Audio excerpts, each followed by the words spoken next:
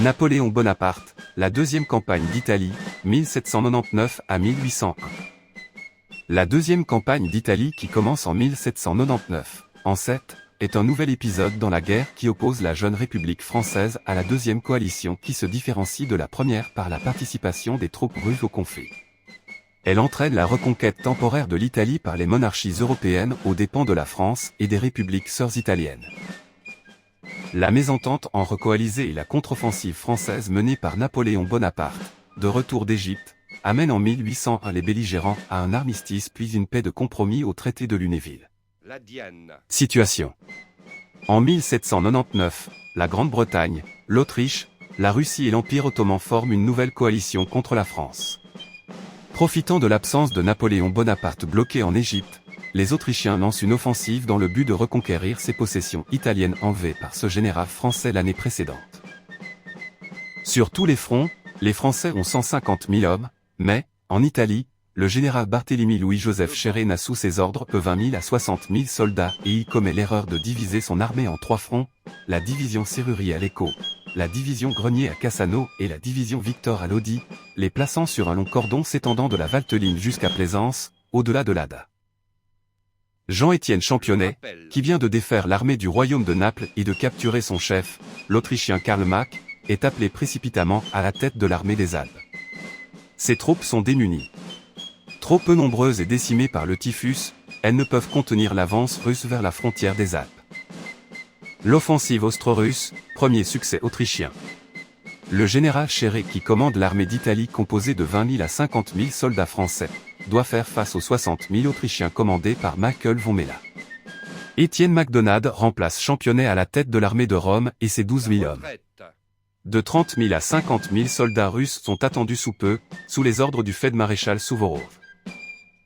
Les troupes autrichiennes sous les ordres de Palkr et Michael von Mella remportent la bataille de Vérone le 26 mars puis celle de Magnano le 6 avril 1799, 17 Germinal en 7. Défait, Chéret laisse 8 000 hommes dans différents forts de la région et ordonne la retraite du reste des troupes françaises. Michael von Mella perd du temps à les poursuivre et provoque le déplaisir de François Ier d'Autriche. L'arrivée du généralissime Souvorov. Les troupes russes entrent en Italie en ce début de printemps sous le commandement du feld-maréchal Alexandre Souvorov. C'est à la demande expresse du souverain autrichien que le Russe prend, le 18 avril 1799, 29 Germinal en 7, la tête des armées combinées austro-russes en Italie. François Ier d'Autriche pousse les deux généraux à avancer avec vigueur, et bientôt le Piémont leur est acquis. Le Directoire rend Chéret responsable de ces défaites, et il est remplacé par Moreau, général à l'expérience et au talent reconnu, mais qui avait perdu la confiance du Directoire. Moreau et ses troupes inférieures en nombre tentent de défendre le terrain pied à pied, mais une nouvelle défaite à Cassano les 26 et 27 avril, 7 et 8 Floréal, l'oblige à ordonner la retraite de Lombardie, évacuant les places d'Alexandrie et de Turin, et se retirant sur la Suisse. La situation semble désespérée pour l'armée française, défaite de trop nombreuses fois, manquant de matériel et de troupes fraîches. Les Français reculent et doivent abandonner Milan à Souvorov le 28 avril.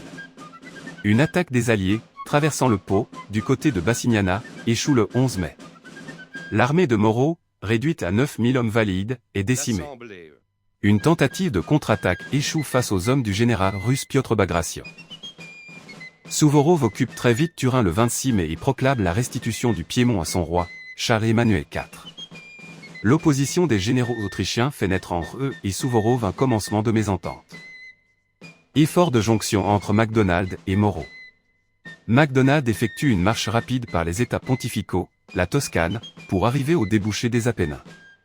Il bat les Autrichiens à Sarzana et Pontremoli, ce qui lui ouvre un chemin pour communiquer avec Gênes, et se retranche dans Pistoia, pour attendre Moreau, qui s'est retiré, de son côté, dans le Piémont. Macdonald écrit au Directoire pour offrir sa démission et suggérer un regroupement des deux armées sous les ordres de Moreau.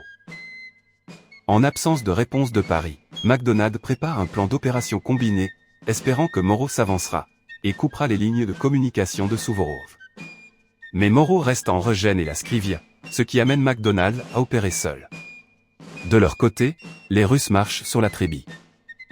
Repli français et changement de généraux. L'armée des Alpes, dirigée par Championnet, rentre dans le conflit et engage alors l'armée austro-russe dans une série d'escarmouches mineures, mais n'arrive pas à sauver Moreau et ses hommes. Souvorov prend une série de garnisons françaises et continue son avance implacable. Étienne Macdonald et ses hommes tentent de s'y opposer, le 19 juin, à la bataille de la Trébie où ils sont battus. Avec le reste de son armée, Macdonald fuit vers Gênes, une retraite à droite qui lui vaudra l'admiration de Soult, alors que Souvorov attaque Novi. Malade et mal remis de blessures reçues le 12 juin à Modène, Macdonald quitte Gênes, amer, laissant Moreau tenter de rejoindre son armée, et se rend à Paris. Le Directoire s'inquiète. Moreau est envoyé rejoindre l'armée du Rhin. À l'instigation de Barras et Sieyès, Jouer est nommé général en chef de l'armée d'Italie, avec Suchet, pour chef d'état-major. Mais le 15 août, à la bataille de Novi, Joubert trouve la mort. C'est la dernière victoire de Souvorov en Italie et encore est-elle vivement disputée. Moreau, qui n'est pas encore parti, reprend l'initiative, opère à nouveau une glorieuse retraite, après celle de 1796 en Allemagne, devant des forces supérieures. Il mène enfin les survivants vers Gênes, à la rencontre de l'armée de Macdonald, où il prépare la ville à un état de siège. Finalement, selon l'ordre du Directoire, Moreau laisse le commandement à Championnet et rentre à Paris.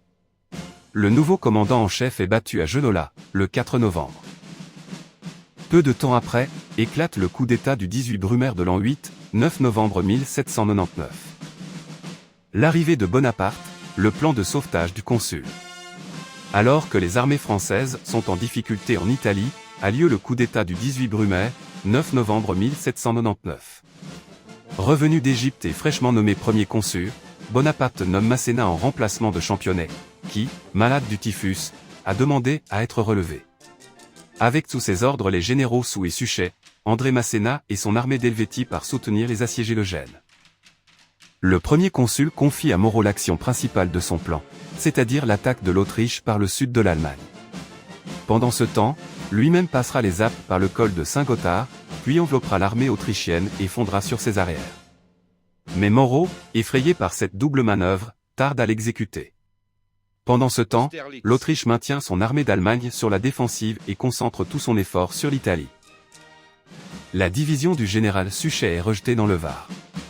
Le retard de Moreau, qui doit faire diversion en attaquant en Allemagne le général Kray, mais surtout la dureté du siège de Gênes, oblige Bonaparte à franchir les Alpes par le chemin le plus court, mais aussi l'un des plus difficiles, le Grand Saint-Bernard. Il a conçu une nouvelle manœuvre, occupée, sur la route de Plaisance à Gênes, le défilé de la Stradella pour contraindre les Autrichiens à la retraite et couvrir Milan. La chute de Gênes. Gênes tombe le 4 juin, avant que le premier consul ne puisse l'atteindre. Bonaparte doit encore changer de plan de campagne. L'amiral Keyes honora la défense implacable de Masséna. Bonaparte fait avancer son armée à marche forcée pour frapper les Autrichiens avant qu'ils ne puissent se reprendre. Le retour de Napoléon Bonaparte vient à point nommé pour relever le courage des troupes de Masséna, sévèrement usées. Pour éviter une jonction des Autrichiens avec les Britanniques, attendus à Gênes, Bonaparte doit accrocher Méla entre Novi et la côte. Le premier affrontement a lieu sur la Stradella. L'armée de réserve, dirigée par le général Jean Lannes et comptant dans ses rangs le général Dessay, se bat à bataille de Montebello le 9 juin, peu avant la grande bataille de Marengo. C'est une victoire.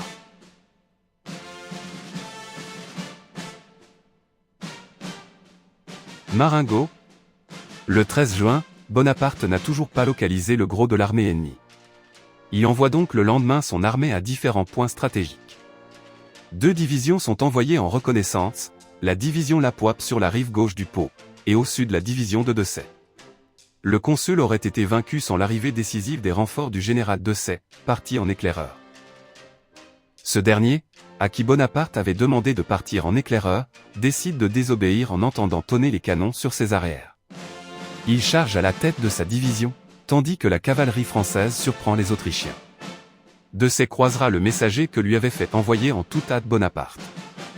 Dessay remotivera les troupes et même le futur empereur. La retraite de Méla retourna la déroute française en victoire. Dans la contre-attaque, Dessay fut tué. Bonaparte honorera son nom avec plusieurs monuments commémorant son courage. Son nom figure sur l'arc de triomphe, érigé pour célébrer les victoires de l'Empire, comme celle de Marengo. Le général sera porté en triomphe par Bonaparte, reconnaissant envers son ami, à de nombreuses reprises il louera le général. Conséquence. Marengo fut la dernière bataille majeure sur le front italien, durant les guerres de la Révolution française. Après la bataille de Hohenlinden, les Autrichiens sont forcés de négocier, et la guerre s'arrête peu après, contribuant à la légende de Bonaparte, héros au sein de la République. Merci d'avoir regardé cette vidéo. Si vous avez aimé, n'oubliez pas de mettre un pouce en l'air, de vous abonner. N'oubliez pas de partager, d'activer la cloche, pour être averti lors de la sortie des prochaines vidéos. Merci à ceux qui le feront.